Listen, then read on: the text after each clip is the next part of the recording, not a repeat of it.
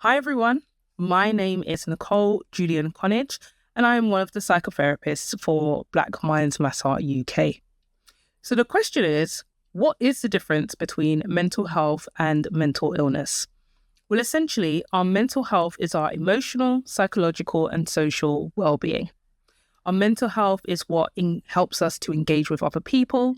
It helps us to deal with stresses that may come up in life. And it also helps us to contribute to life and the community in general. Now, our mental health is something that can fluctuate depending on what's going on in our life, but also depending on how we look after it. And so it's really important that we look after our mental health by ensuring, for example, that we're having regular exercise, that we're doing activities that we enjoy, that we're spending time with friends and family, and essentially reaching out for support when we need it. Now, a mental illness is a diagnosable mental health condition. They usually have a list of symptoms which are long-lasting, and normally a psychiatrist would diagnose a mental illness. So this can be things like schizophrenia, bipolar disorder, a personality disorder, chronic depression. The list is endless. Now, usually with a mental illness, medication is given in order to help the person to manage some of the symptoms. It's important to understand that whilst a mental illness can be distressing for the person that is experiencing it, it doesn't necessarily mean that a person with a mental illness has poor mental health. You see, someone, for example, with bipolar disorder could be regularly taking their medication.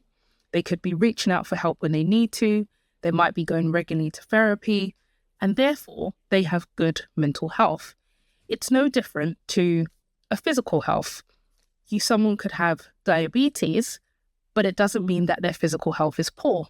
They may be eating really well because of their diabetes, exercising regularly, ensuring that they're getting enough sleep and managing their sugar levels, which means they have good physical health.